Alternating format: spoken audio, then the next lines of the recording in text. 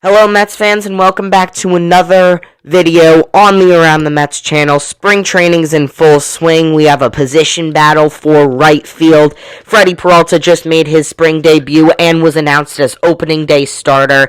And Nolan McLean looks like he might be the rookie of the year this year. We have a lot to talk about, so without further ado, let's get right into it. So let's start with the most recent news that we received this Friday, and that is that Freddy Peralta is going to be the opening day starter.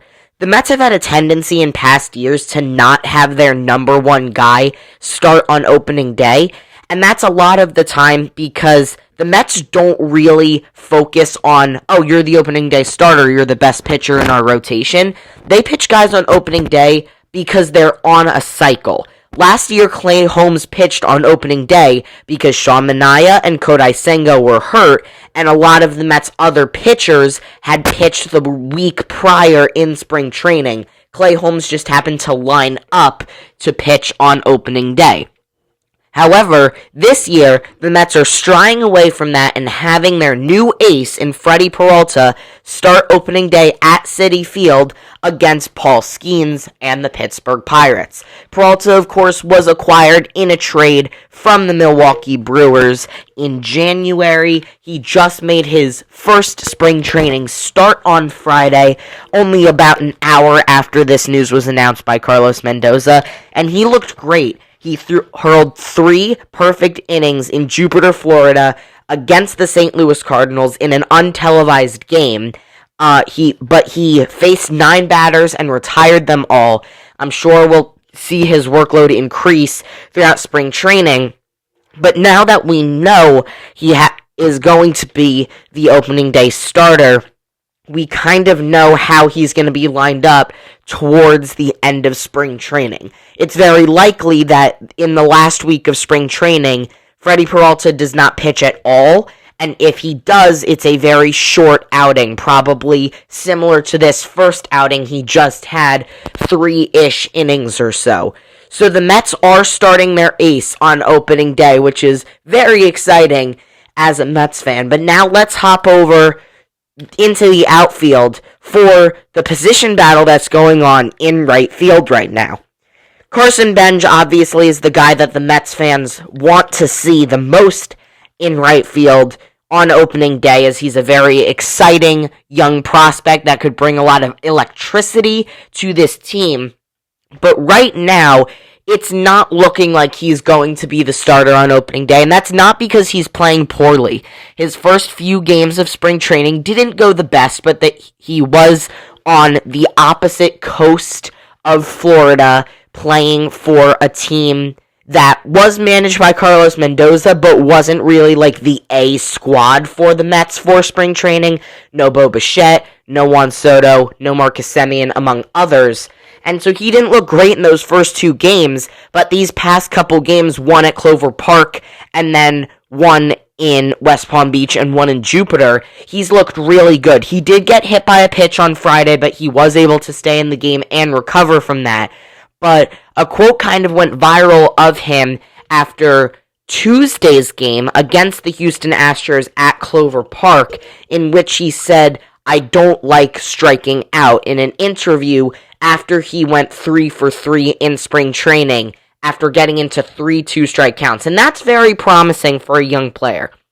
Spring training stats aren't the most important, and that's because it's such a small sample size.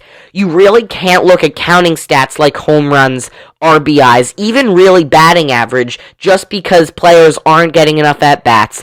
It's a 1.5-month thing, which is even shorter than the shortened season in 2020, and we don't count those stats. Plus, a lot of these players are getting pulled from the game after 2 to 3 plate appearances in the first couple weeks of spring.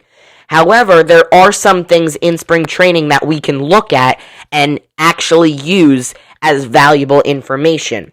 The advanced metrics, stuff you see on websites like Baseball Savant, bat speed, average exit velocity, things like that, but also just stuff you could see with the naked eye, like Carson Bench getting into 3 2-strike counts and then getting hits on all of them. And that's a great thing for a young player to have to work the count and then not get razzled when it gets into that 2-strike phase.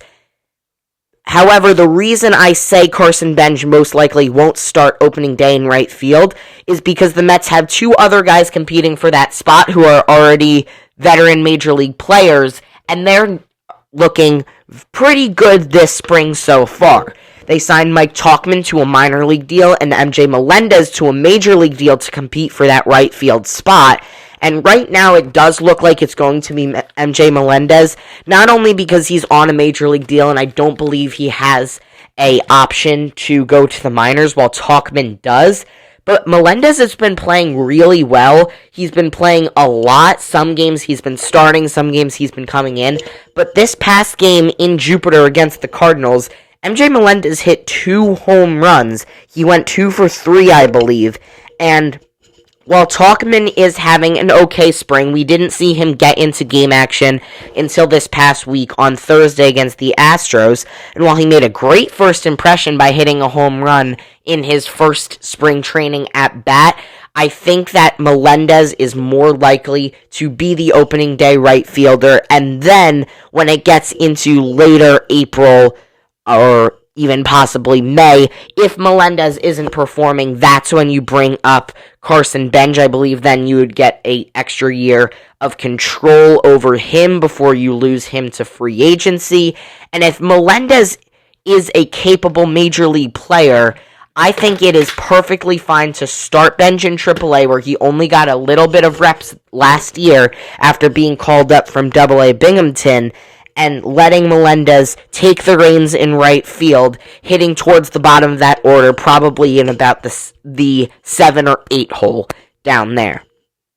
But, so that's basically going to do it for this video. I just wanted to hop on and talk about a few things happening with the Mets. But if you like this video, please consider leaving a like on it and subscribing to this channel down below, as well as my main channel, Around the Diamond, which that link can be found in my channel description or the description of this video. Follow me on Instagram at Around the Diamond 2.